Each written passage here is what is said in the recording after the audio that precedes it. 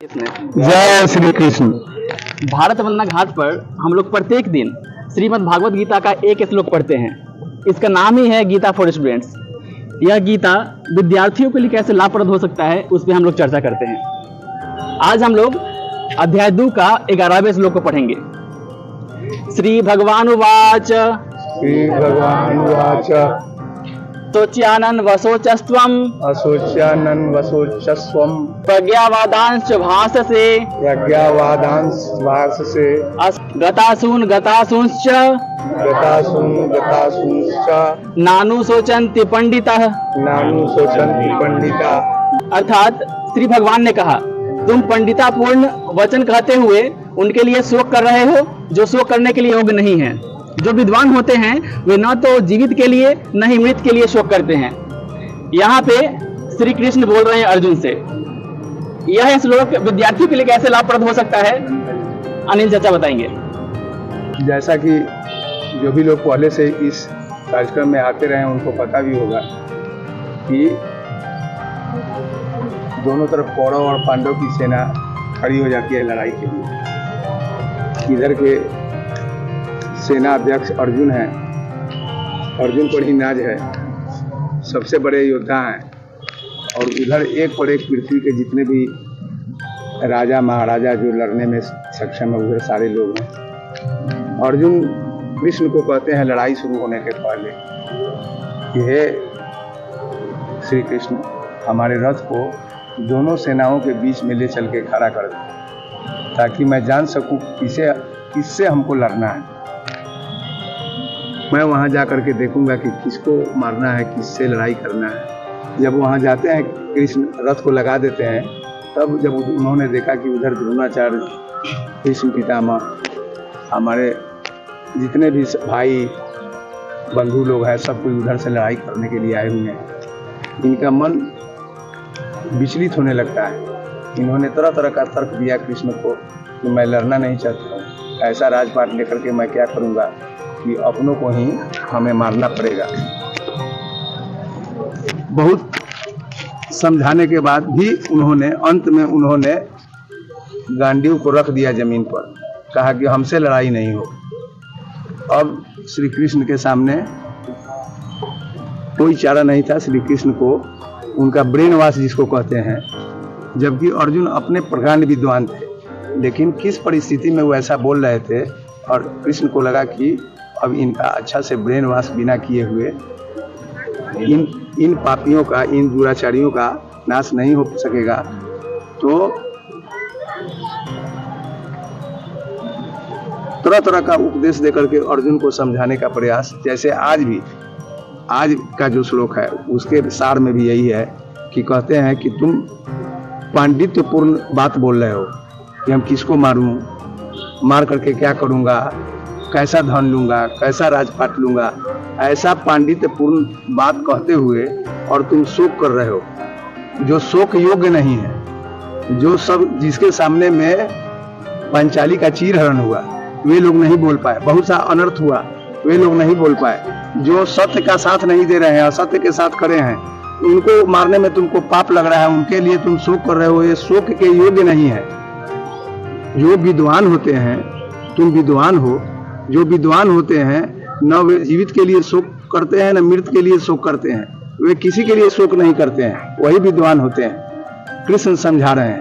अब हम आते हैं कि इस बात को विद्यार्थियों के परिप्रेक्ष्य में कैसे सोचना चाहिए। हम लोगों ने पहले भी इस पर चर्चा की है कि विद्यार्थी ने कहा अपने गुरु से कि हे गुरु, अभी जो हमारा ज्ञान है वो तो ठीक है, मैंने पढ़ा वो जाना, लेकिन मैं चाहता हूं कि ऐसे समूह में हमें ले चलिए जहां हमारे कक्षा के और विद्यार्थी तैयारी कर रहे हों, 10-20 विद्यार्थी, ताकि वहां जा करके मैं तौल सकूं कि हमारा ज्ञान अर्जन कितना है और हमारे समकक्ष जो विद्यार्थी हैं, जो मेरे कक्षा के विद्यार्थी हैं, उनका ज्ञान अर्जन कितना है, ताकि हम अपने में सुधार ला सके।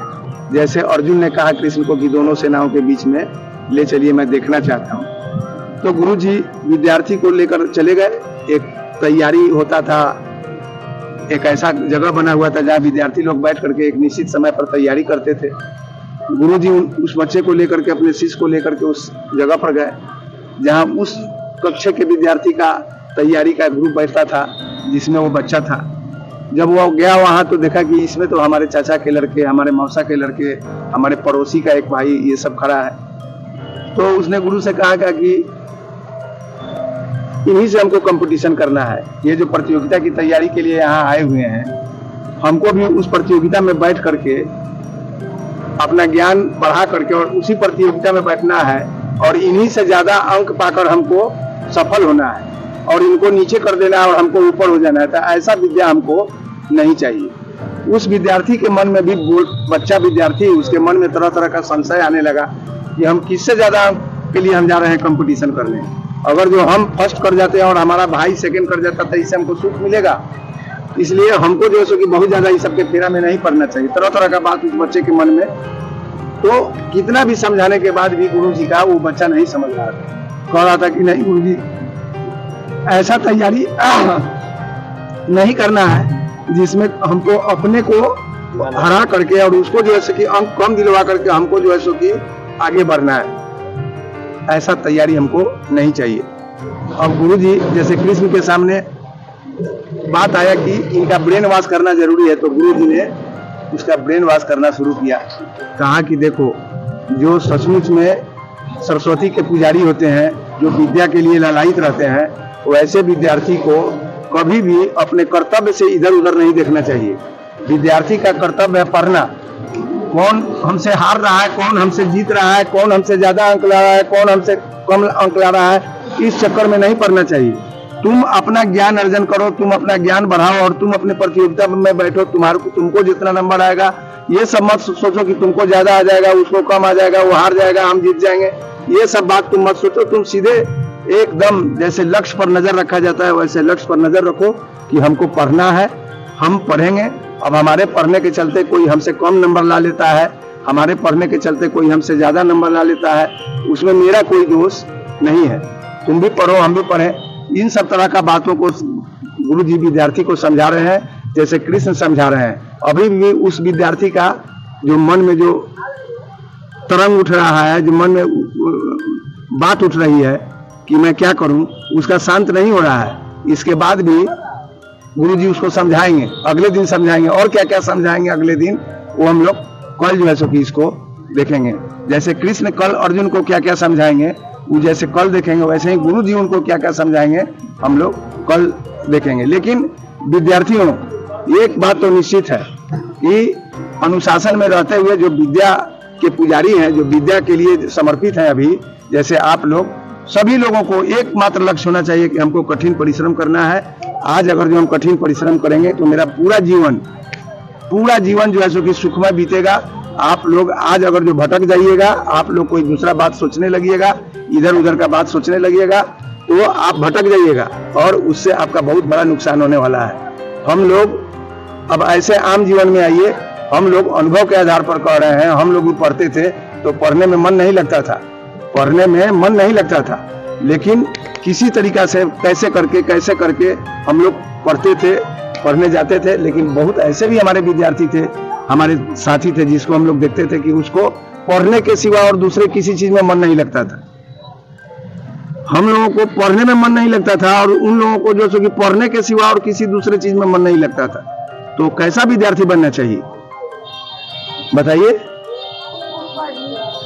पढ़ने के सिवा किसी चीज में मन नहीं लगे, हमारा ध्यान हमेशा पढ़ाई पर रहे कि हम कैसे हम ज्यादा से ज्यादा ज्ञान अर्जन करें। ज्ञान अर्जन का मतलब किताबी ज्ञान नहीं, हर तरह का। हम कहीं घूमने जा रहे हैं तो वो हमारे जीवन में, हमारे विद्या में हमको कैसे, वहां से हम क्या लाभ ले सकते हैं, क्या सीख सकते हैं। बहुत लोग जाता है दिल्ली कलकत्ता जाता है तो फलना जगह फलना सिनेमा हॉल है, फलना जगह फलना सिनेमा हॉल है, ये सीख के आता है। अब बहुत लोग दिल्ली कलकत्ता जाता है तो देखता है कि वहाँ रोड कितना चौड़ा है, कितना सुंदर पार्क बना हुआ है, कितना सुंदर फूल का पौधा लगा हुआ है, कितना अच्छा क्यारी लगा हुआ है। कहने का मतलब कि कोई दो तरह के लोग होते हैं, दो तरह के विद्यार्थी होते हैं। कोई घूमने जाते हैं तो केवल रोड ट्रक ऐसे ही देख करके चले आए। कुछ ऐसे विद्यार्थी होते हैं जो उसका महत्व समझते हैं, इसका क्या मतलब है, जिज्ञासा उनके अंदर उठती है। अपने पिताजी से, अपने भाई से, अपने जो भी साथ में है उनसे पूछते हैं कि इसका क्या मतलब हुआ, ये काहे इसे लगा हुआ है। तो ये सब तरह का बात भाव मन में रहना चाहिए। तो यहाँ पे हम लोग जो भी श्लोक पढ़ते हैं वो नैन्सी और मानसी दोनों याद कर लेते हैं। आप लोगों को आज सुनाना है कुछ तो सुना सकते हैं। ठीक। अध्याय 2 का श्लोक 10। तमुवाच हृषिकेश प्रसन्नीव भारत सेनयुरु भयोर्मध्ये विसीदन्तमिदं वच। अर्थात तमुवाच हृषिकेश प्रसन्नीव भारत सेनयुरु भयोर्मध्ये विसीदन्तमिदं वच। ताली बनता है। तो आज के लिए बस इतना ही, फिर कल मिलते हैं अगले श्लोक के साथ। जय श्री कृष्ण।